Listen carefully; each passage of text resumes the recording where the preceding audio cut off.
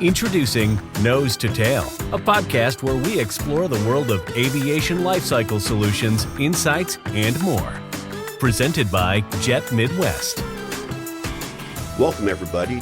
I'm Patrick Kraus with Jet Midwest. This is the Nose to Tail podcast. I'm here remote in Kansas City, and I've got Sandra from Genesis. She's in Greensboro. Sandra, welcome. I always like to start with a little get to know you about how you got started in aviation and maybe how your journey has gone. So why don't you give the folks a few glimpses into how your career has come along? First, thank you for this opportunity. I appreciate it. Absolutely. I was just looking for something different. I came from an IT background, and I was really tired of putting 1,000 miles a week on my car. I believe that Santiago hired me because I spoke French. One of our biggest customers at that time was in France.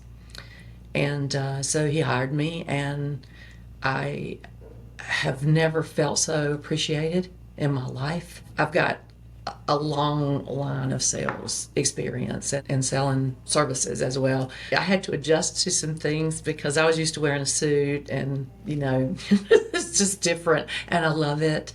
I love the aviation family. I am amazed that I'm in the position that I'm in. I'm just amazed, and I'm grateful that Marty and Santi saw something in me that made them feel like that they could trust me to be the COO of their company. So, although Santi would have had me traveling every other week for the rest of my life if he'd had his way, but he left us, so. So tell me a little bit. It sounds like the ownership was it more of a blue collar ownership as you walked into the door in terms of they grew up building the shop themselves, actual mechanics on the floor? I would say yes. Yes. And I've seen that experience from a lot of folks in the industry, right? Where that's the founder, and so the journey that all of the people who join the founder take is a little bit different than maybe a white collar job where they're started maybe from the finance side of the house, and so that definitely lends itself to certainly the interpersonal part where they're expecting boots on the ground and drive to get everything done. So I won't force you to speak too much French.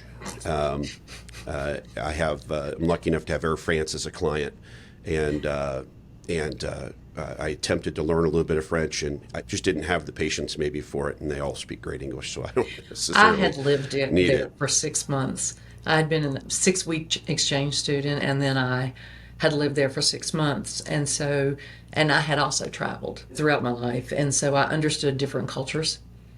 And that made me a really good fit here. He said, go grow Europe, and I did. And he was like, I said, you hired me to do this. Did you think I wasn't going to do it? If you prove yourself too valuable, then you get more opportunities to prove yourself more valuable. I think it's from an owner's perspective, I have the same tendency every time Ashley or someone on her team seems to be doing a great job. We go, well, let's give you more of that since you're doing a great job. Yeah, but people that are driven like that.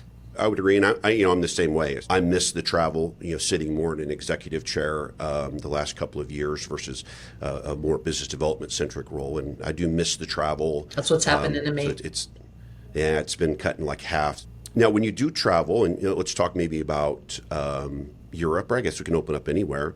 Where has been the best place that you've been to that you've got some good stories that you could give us? I travel alone most of the time. Now I'm starting to drag people along because I'm moving in a different direction. And I took a trip one time where they were throwing tires off the bridge at Orly Airport. And so I looked at Santiago and I said, I don't want to fly into Orly. And he said, okay. So I flew into Heathrow. They were trying to put me in a room, and there was somebody else already in the room. And then the next morning, I was going down for breakfast, and that door came flying open in security, and this guy came rolling out and down the hall, and he jumped up and ran downstairs. And then when I went out to my car, I'd been sideswiped. It was like one of those trips. It might not be funny, but it's just, for me, it was one of those trips when any and everything that could happen happened. And so it was crazy. But I have this one.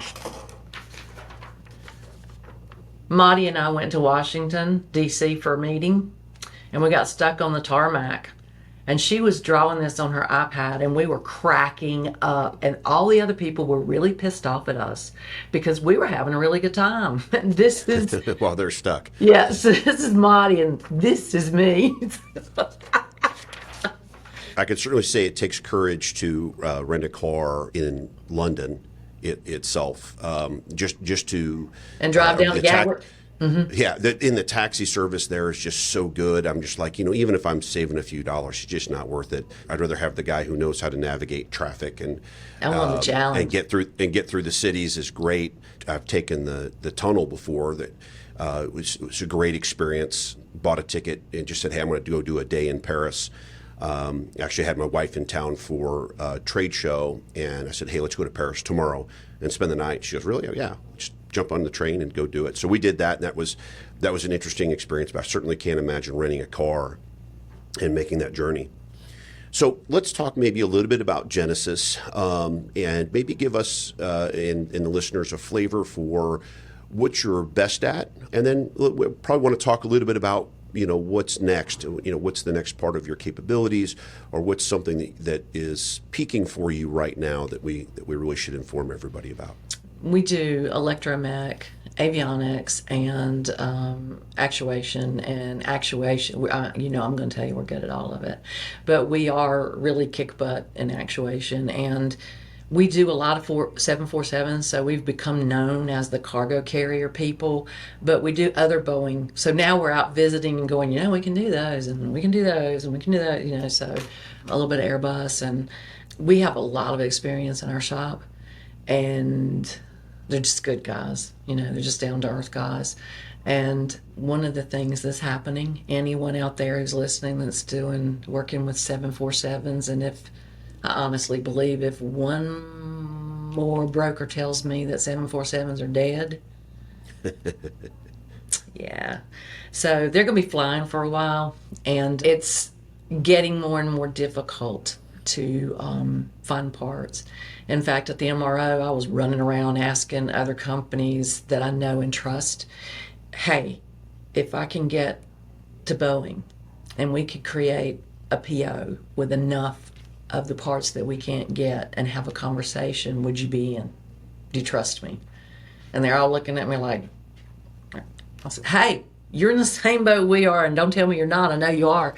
And we're going to have to do something. So a lot of shops are now working with engineers, and they're hiring engineers, and they're looking at PMA parts.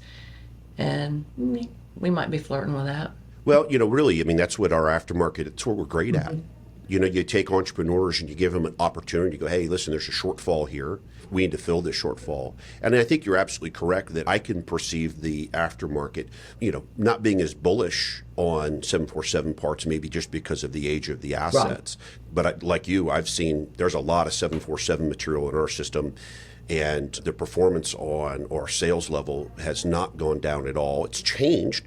What was hot 8 years ago, it's a different variety of parts today. And again, as those airframe parts start aging even further, things like CF680, thrust reversers, as those age a little bit further, the prices are actually going up. And again, the market's not saturated because they're getting consumed. I love to hear that you guys are potentially jumping into some of the PMA and really looking on how to solve those. From an engineering standpoint, I assume you guys have some DER repairs and you've got on-site engineers supporting what you're doing? We don't have on-site engineer, but we have a firm that we work with. And then for like DERs and when they have to be approved. And we have quite a few DERs, but most of them currently are on 747 aircraft. But we have a lot of customers that fly 74s, and we're a can-do shop. So some of the people I talked to at MRO were looking at me like I was crazy, and I said, I went to a conference, they were talking about thinking outside the box. That's what I'm doing. And we can either all be at odds and nobody gets parts, or we can get together and go talk to whoever we need to go talk to. Because I don't know that we wanted to be a PMA company. We just want to be able to provide the parts to our customers. If you send us 747 parts to be repaired, we want to be able to find the parts to be able to do that repair or overhaul. I know everybody says parts are hard to find, but it amazes me how you get caught up in your own box. And coming from a repair background, I was calling people I'm connected to and saying, who's got the 747 material? Where's the 747 material? And nobody had it. And so I went to a couple of conferences that we don't usually attend and was educated about other things. One of the things that the pandemic did for us was allow a lot of us to be on webinars and gain access to information that we would have never had otherwise. And so, only 50% of the 747s that they expected to be retired and torn down were torn down. Okay, there's the parts. I had not thought of it that way. And then I was like, okay, people, there are reasons, but till purchasing that when they can't find the part for the work order. Yeah, no, absolutely. I know over the last couple of years, there's been a couple of web services. One of them is teardowns.aero that came out, and I know we list our aircraft on there and everything that we have in dismantle. So sometimes you can get a little bit of visibility on what's in teardown. It's usually not a perfect equation. Certainly, if I started a teardown on a 747 in 2021, it might be sitting idle, but the higher end actuation and things certainly is going to be monetized by this point. But the aircraft are still out there, and we do pick and pull parts pretty regularly, and so do our competitors that do the same thing, where Jet Midwest really makes it a mission to say, I'm going to keep kind of one of every aircraft type that I dismantle. I try and keep one of them for a really long time, so that some of those airframey parts that really struggle, or somebody has a corrosion challenge on something that just has no one made it. You're creating your niche in the industry there. I mean, you think some of those airplanes, 30 years old, and they didn't expect them to still be flying. Right. Maybe they did. Maybe Boeing did. Right. Certainly anything that gets converted into the freighter market adds, 15 to 20 years, which has been great. So I can certainly empathize with that, and certainly that resource of teardowns.aero that came into the marketplace was really nice for people who just, hey, here's one place to go. Everybody who tears down airplanes puts their assets on there no matter where they are in the world, or if they don't, they should. And then there's just contact, right? Just, hey, call the guys at Jet Midwest and see what you can have. Call the guys at GRG and see what they've got sitting out in the desert, and if they've got any of these. So I can certainly see that vision coming through.